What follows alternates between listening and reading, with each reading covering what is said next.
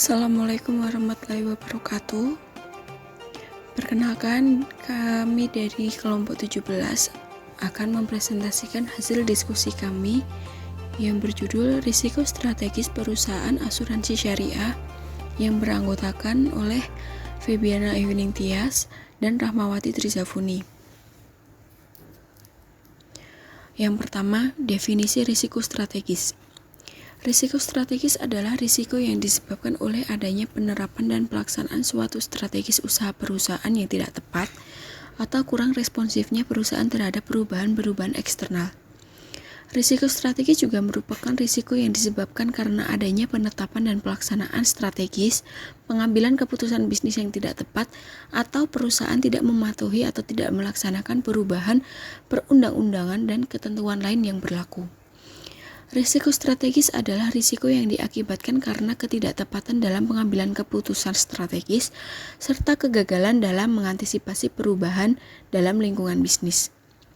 Jadi, dari beberapa definisi di atas, dapat kita simpulkan bahwa risiko strategis adalah risiko yang timbul karena disebabkan oleh adanya pelaksanaan strategis dalam suatu lembaga atau perusahaan yang tidak sesuai atau pengambilan keputusan yang tidak tepat atau kegagalan dalam mengantisipasi perubahan dalam lingkungan bisnis. Yang kedua, tujuan dari manajemen risiko strategis. Tujuan utama manajemen risiko strategis adalah untuk memastikan bahwa proses manajemen risiko dapat meminimalkan kemungkinan dampak negatif dari ketidaktepatan dalam pengambilan keputusan strategis dan kegagalan dalam mengantisipasi perubahan lingkungan bisnis. Yang ketiga, sumber risiko strategis. Risiko strategis bersumber dari yang pertama, perusahaan menetapkan strategis yang kurang sejalan dengan visi dan misi dari perusahaan. Yang kedua, perusahaan melakukan analisis lingkungan strategis yang tidak komprehensif. Yang ketiga, terdapat ketidaksesuaian rencana strategis antar level strategis. Yang keempat, kegagalan mengantisipasi perubahan lingkungan bisnis seperti perubahan teknologi, perubahan kondisi ekonomi makro, kompetisi di pasar, dan perubahan kebijakan otoritas terkait. Yang kelima, kelemahan dalam proses formulasi strategis dan ketidaktepatan dalam perumusan strategis sistem informasi manajemen yang kurang memadai. Yang keenam, hasil analisis lingkungan internal dan eksternal yang kurang memadai. Yang ketujuh, penetapan tujuan strategis yang terlalu agresif. Dan yang terakhir, ketidaktepatan dalam implementasi strategis. Yang ketiga, penerapan manajemen risiko strategis. Dalam penerapan manajemen risiko strategis, terdapat 4 pilar. Yang pertama, pengawas aktif direksi, dewan komisaris, dan dewan pengawas syariah. Yang kedua, kecukupan kebijakan dan prosedur manajemen risiko serta penetapan limit risiko. Yang ketiga, kecukupan proses identifikasi, pengukuran, pengendalian, dan pemantauan risiko, serta sistem informasi manajemen risiko. Yang keempat, sistem pengendalian internal yang menyeluruh. Yang pertama, pengawasan aktif direksi, dewan komisaris, dan dewan pengawas syariah. A. Kewenangan dan tanggung jawab direksi, dewan komisaris, dan dewan pengawas syariah. B. Sumber daya manusia. C. Organisasi manajemen risiko bagi risiko strategis. Kecukupan kebijakan dan prosedur manajemen risiko serta penetapan limit risiko strategis. A. Strategis manajemen risiko. Yang pertama, dalam penyusunan strategi, perusahaan mengevaluasi posisi perusahaan di industri secara keseluruhan. Yang kedua, perusahaan asuransi syariah harus menetapkan rencana strategis dan rencana bisnis secara tertulis dan melaksanakan kebijakan. Yang ketiga, perusahaan asuransi syariah memiliki kecukupan modal dalam menunjang rencana strategis. B. Kebijakan dan prosedur. Yang pertama, perusahaan harus memiliki serta menetapkan kebijakan dan prosedur untuk menyusun dan menyetujui rencana strategis. Yang kedua, perusahaan harus memiliki kecukupan prosedur untuk dapat mengidentifikasi dan merespon perubahan lingkungan bisnis. Yang ketiga, perusahaan harus memiliki prosedur untuk mengukur kemajuan yang dicapai dari realisasi rencana bisnis dan kinerja sesuai jadwal yang ditetapkan. C. Penetapan limit. Limit risiko strategis secara umum terkait dengan batasan penyimpangan dari rencana strategis yang telah ditetapkan, seperti limit penyimpangan anggaran dan limit penyimpangan target waktu penyelesaian. Kecukupan proses identifikasi, pengukuran, pengendalian, dan pemantauan risiko, serta sistem informasi manajemen risiko bagi risiko strategis. Yang pertama, identifikasi risiko strategis.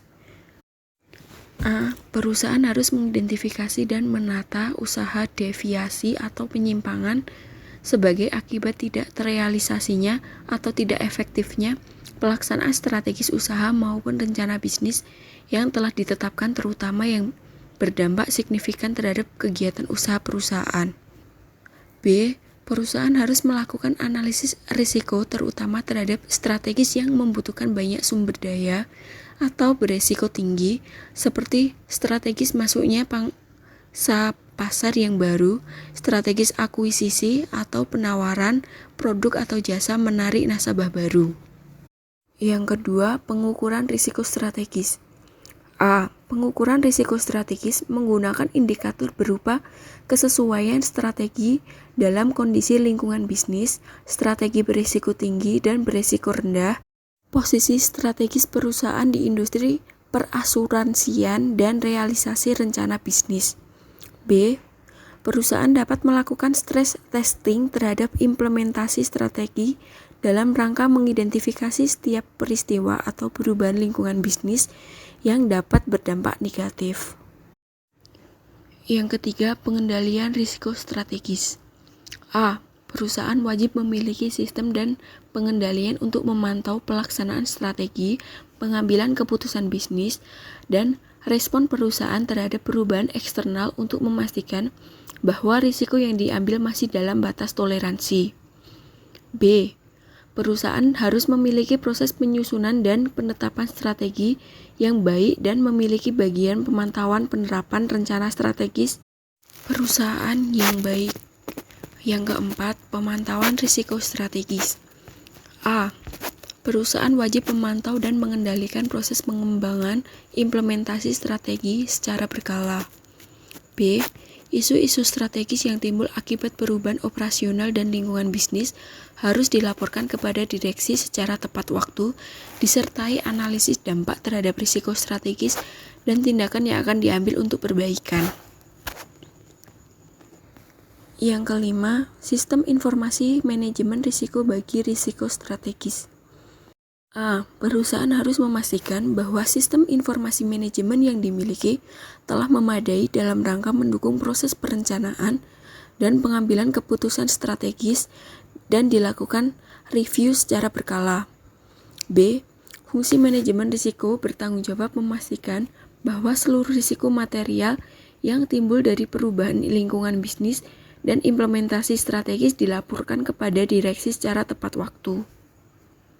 Yang terakhir, sistem pengendalian internal yang menyeluruh.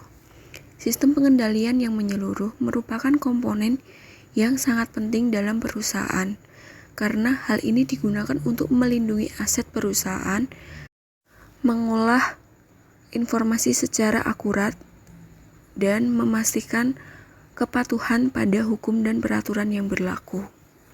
Penerapan sistem pengendalian internal secara efektif. A. Dapat membantu perusahaan dalam menjaga asetnya. B. Menjamin tersedianya pelaporan keuangan dan manajerial yang dapat dipercaya. C. Meningkatkan kepatuhan perusahaan terhadap ketentuan dan peraturan perundang-undangan. Dan yang terakhir, serta mengurangi risiko terjadinya kerugian, penyimpangan, dan pelanggaran aspek kehati-hatian. Demikian presentasi yang dapat kami sampaikan. Kurang dan lebihnya kami mohon maaf. Wassalamualaikum warahmatullahi wabarakatuh.